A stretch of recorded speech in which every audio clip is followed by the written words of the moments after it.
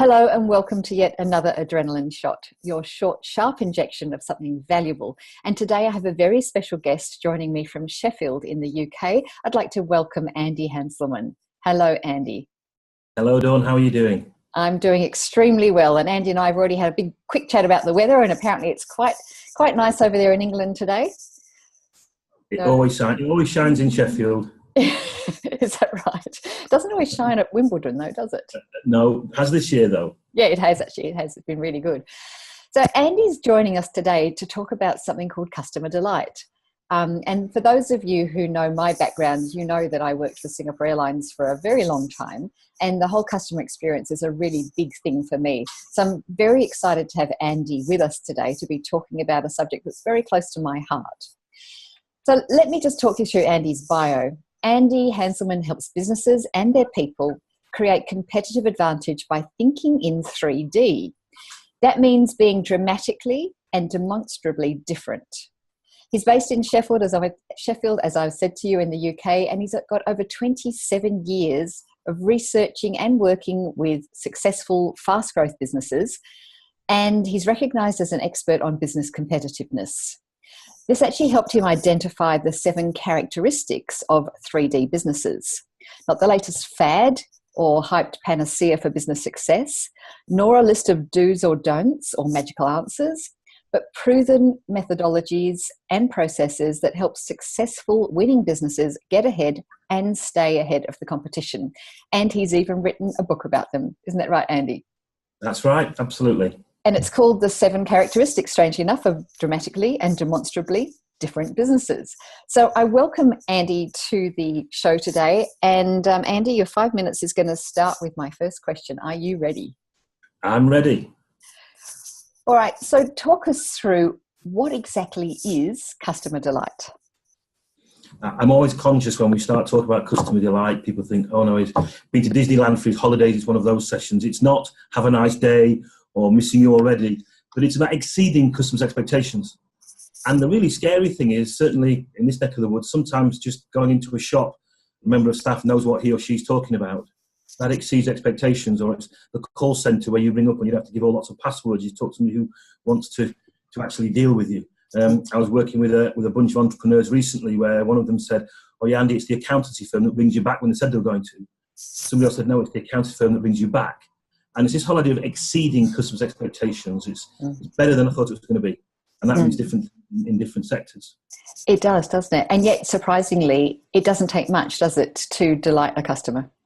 Absolutely. It can be very, very, very simple things. Recognising them when they come into your business, or getting in touch with them in a proactive way.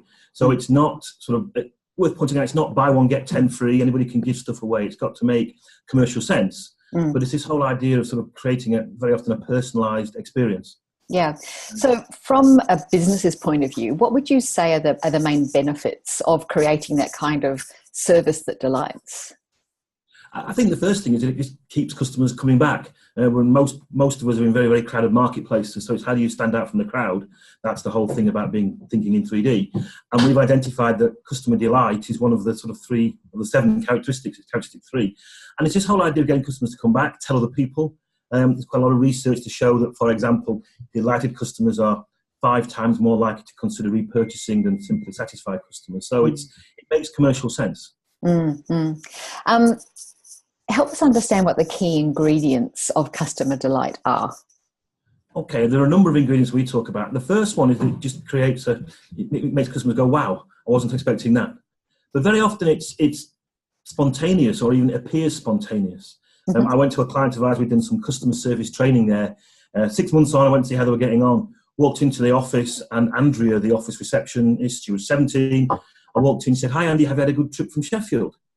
And I said, yeah, that was quite impressive. She went from Sheffield. So John, we'll be in a couple of minutes. Can you hang on? I said, of course I can. Would you like a cup of coffee while you're waiting? I said, that'd be great. She goes, it's black, no sugar, isn't it?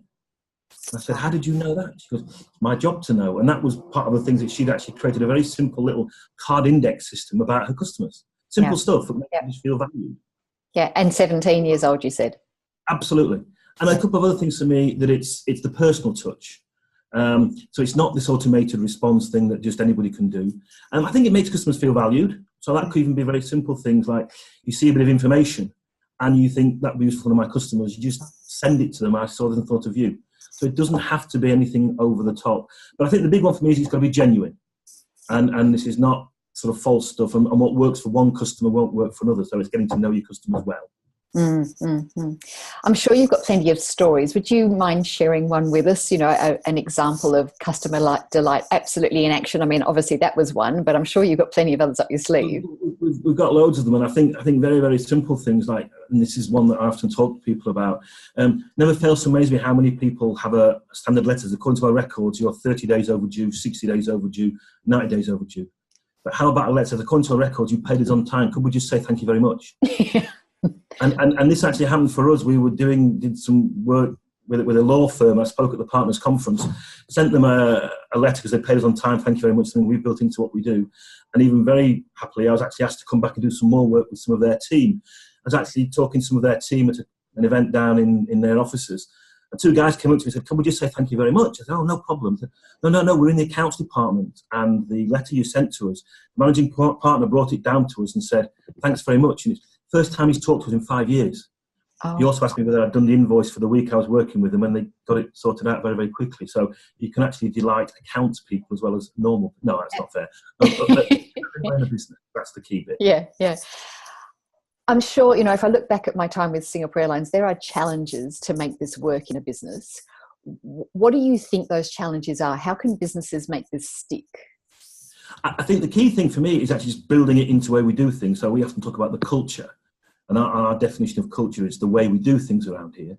I think you're interesting to that Singapore Airlines. I talk about Southwest Airlines a lot in the US, where their staff are actually encouraged to just do things as they see fit rather than following scripts. So it's about embedding it into what we do. But a big one for me is actually, do we actually encourage and support those that make it work? I had one client of mine who said to me, you know, Andy, how do I get my staff to go the extra mile for customers? And I said, well, what do they get if they do it?